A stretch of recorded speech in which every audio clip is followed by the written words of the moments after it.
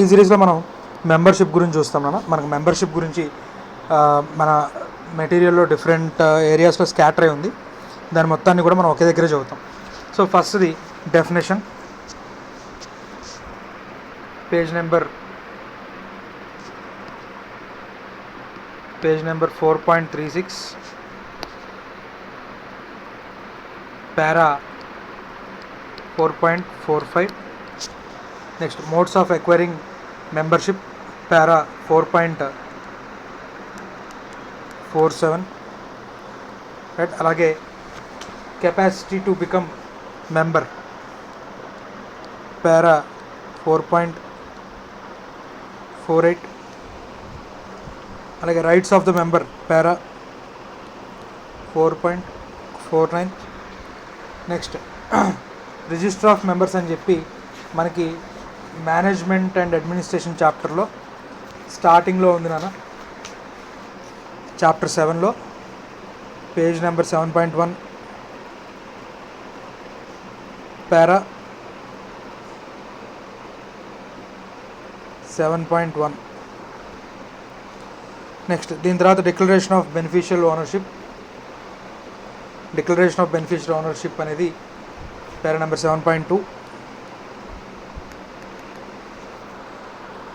Register of significant beneficial owners, para 7.3. Closure of register of members, section 91, para 7.4. Next ఈ register of members దగ్గరే మనం ఇంకొక రెండు చూస్తాం. మన పేజ్ నెంబర్ 4.28, పారా 4.35లో డిపాజిటరీ సిస్టమ్.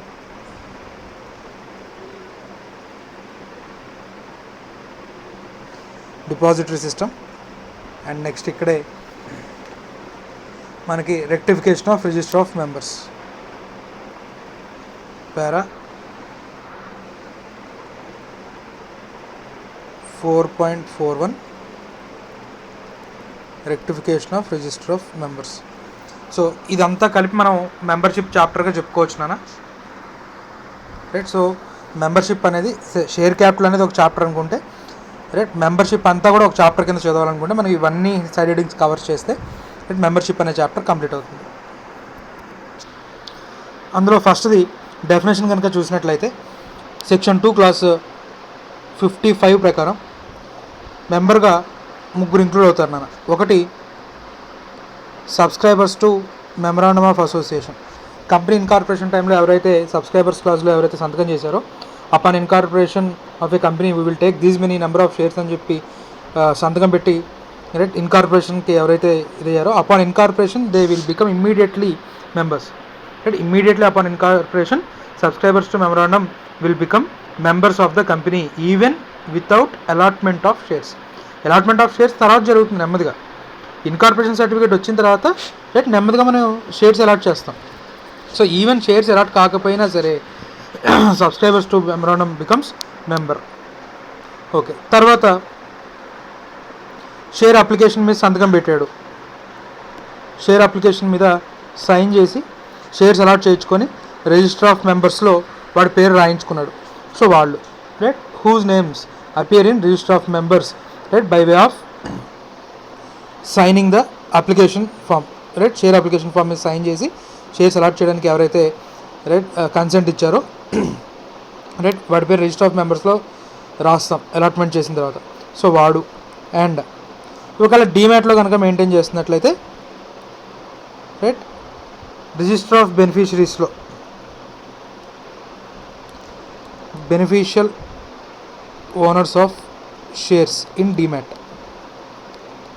డీమ్యాట్ అకౌంట్లో ఎవరైతే రిజిస్టర్ ఆఫ్ బెనిఫిషరీస్ లిస్ట్లో రిజిస్టర్లో ఎవరి నేమ్ అయితే కనబడుతుందో వాళ్ళు మెంబర్ అవుతారు. సో ఇది member definition. Next modes of acquiring membership. Membership obtain చేయడానికి డిఫరెంట్ మోడ్స్ ఏమున్నాయో చూద్దాం. అందులో first mode subscribing to MOA. Right. మెమరాండంలో ఎవరైతే సైన్ చేస్తున్నాడో అపాన్ ఇన్కార్పొరేషన్ ఇమీడియట్లీ మెంబర్ అవుతాడు అని చెప్పుకున్నాం. రైట్. ఇంకా అప్పటికి షేర్స్ అలాట్ కాకపోయినా కూడా ఇక్కడ కొన్ని ఇంపార్టెంట్ పాయింట్స్ గుర్తుపెట్టుకోవాలన్నా, బిట్స్ పాయింట్ ఆఫ్ వ్యూ కానీ లేదా ప్రాక్టికల్ పాయింట్ ఆఫ్ వ్యూ కానీ. ఎవడైతే సబ్స్క్రైబర్ టు మెమరాండం మీద సైన్ చేశాడో వాళ్ళు ఖచ్చితంగా షేర్స్ తీసుకోవాల్సిందే. రైట్. వాళ్ళు ఖచ్చితంగా షేర్స్ అనేది తీసుకోవాల్సిందే. ఇన్కార్పొరేషన్ కంప్లీట్ అయిపోయిన తర్వాత upon incorporation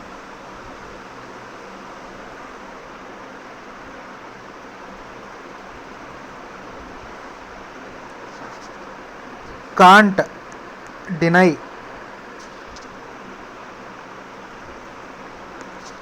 to purchase shares. Incorporation అయిపోయిన తర్వాత ఎట్టి పరిస్థితుల్లో వాడు డినై చేయడానికి లేదు. రైట్. ఈవెన్ వితౌట్ ఈ షేర్స్ అలాట్మెంట్ కాకముందే వాడు ఇమీడియట్గా ఏమైపోతాడన్నా మెంబర్ అవుతాడని చెప్పుకున్నాం. రైట్. వాడికి మళ్ళీ సెపరేట్గా అప్లికేషన్ ఫామ్ సంతకం అవసరం లేదు. మనం షేర్ క్యాపిటల్ చెప్పినప్పుడు చెప్పుకున్నాం, షేర్స్ అలాట్ చేయాలంటే ఖచ్చితంగా షేర్ అప్లికేషన్ ఫామ్ మీద సంతకాలు గట్రా ఉండాలని. రైట్. ఇక్కడ మళ్ళీ నో అప్లికేషన్ ఉండాల్సిన అవసరం లేదు, సైన్ ఉండాల్సిన అవసరం లేదు. రైట్. షేర్స్ అలాట్ చేయించేసుకోవాలి, దానికి సంబంధించిన మనీ ఇచ్చేయాలి. Right. He can deny allotment deny చేయలేడు. రైట్. ఈవెన్ మనం కాంట్రాక్ట్ యాక్ట్లో చెప్పుకుంటాం మిస్రిప్రజెంటేషను ఇలాంటివి ఏమైనా ఉంటే వాయిడబుల్ అవుతుంది అని. రైట్. కొంతమంది ప్రమోటర్స్ ఒక 4-5 మోసం చేసి లేదా మిస్లీడింగ్ ఇన్ఫర్మేషన్ ఇచ్చి రైట్ సబ్స్క్రైబర్స్ మెమరాండంలో వాళ్ళ పేర్లు రాయించి వీళ్ళు చేసి సంతకం పెట్టించారు.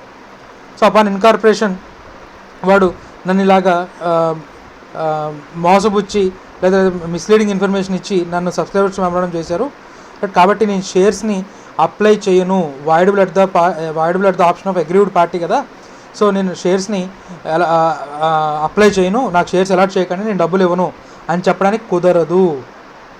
He must purchase shares. Sir మరి ఇప్పుడు వాడికి ఎలాగ రెమెడీ అలాగా, ఇది మీరు అన్యాయంగా చెప్తున్నారు మీరు. రైట్. మరి మనం చదువుకున్నాం కదా నాన్న ప్రాస్పెక్టస్లో. రైట్. ఒకవేళ ఏదైనా మోసం కనుక జరిగితే రెమెడీ కంపెనీస్ యాక్ట్ ద్వారా తీసుకోవాలి. నువ్వు కాంట్రాక్ట్ యాక్ట్ని తీసుకొచ్చి ఇక్కడ అప్లై చేస్తానంటే కుదరదు.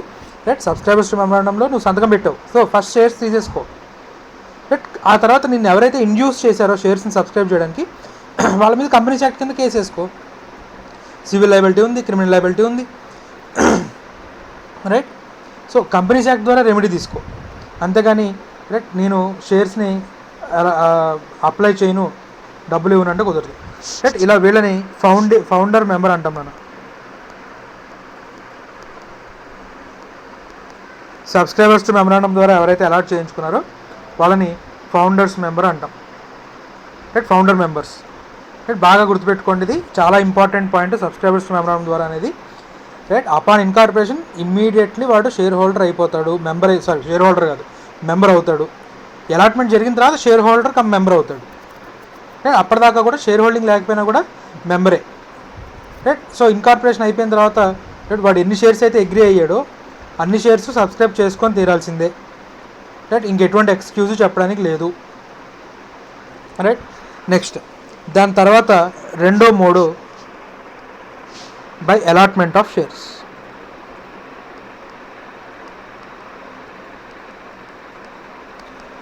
ఇది మనం ఆల్రెడీ ప్రాస్పెక్టస్ దీని అంతట్లో చదువుకున్నాం.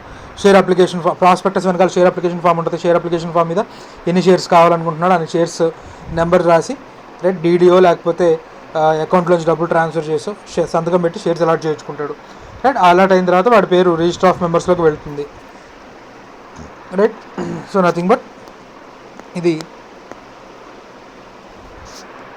Share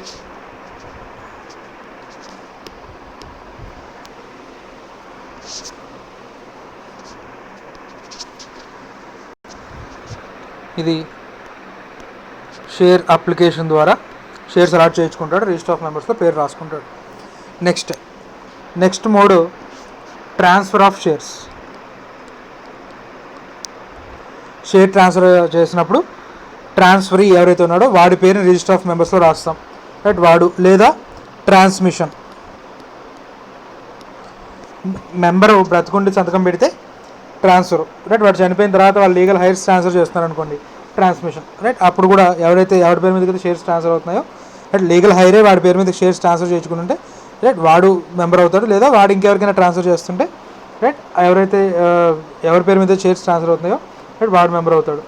next beneficial owner. Demat అనుకోండి,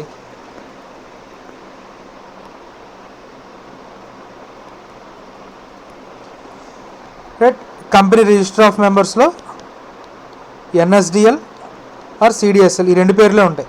సో ఇప్పుడు NSDL beneficial register of members maintain చేస్తుంది, right. Registry of beneficial owners maintain చేస్తుంది ఎన్ఎస్డిఎల్ కానీ సిడిఎస్ కానీ, రైట్. వీళ్ళలో ఎవరి పేరైతే కనబడుతుందో, రైట్, వాళ్ళు. Next by estoppel. Company register of మెంబర్స్లో నీ పేరు ఉండకూడదు, కానీ కంపెనీ పొరపాటున నీ పేరు ఎంటర్ చేసింది, రైట్. నీకు ఆ ఇంటిమేషన్ కూడా వచ్చింది. నువ్వు వెంటనే ఏం చేయాలి? నేను షేర్స్ని అప్లై చేసుకోలేదు, రైట్, మీరు నాకు తప్పుగా అలాట్ చేశారు, అలాట్మెంట్ని క్యాన్సిల్ చేసుకోండి అని నువ్వు చెప్పాలి. నువ్వు సైలెంట్గా ఉన్నావు, డివిడెండ్లను కూడా హ్యాపీగా ఎంజాయ్ చేస్తున్నావు, రైట్. సో ఇలాగా ఏదైతే మెంబర్కి తెలిసి కూడా డినై చేయలేదో వాడి పేరు రిజిస్టర్ ఆఫ్ మెంబర్స్లో ఎంటర్ అవ్వకూడదు, కానీ ఎంటర్ అయ్యి ఉండింది, రైట్, వాడు డినై చేయలే, రైట్. సో అలాంటి కేసులో by estoppel, right, membership by estoppel or acquiescence అని చెప్తాను నేను, రైట్. ఇక్కడ మోడ్స్ ఆఫ్ ఎక్వైరింగ్ కంప్లీట్ అయింది.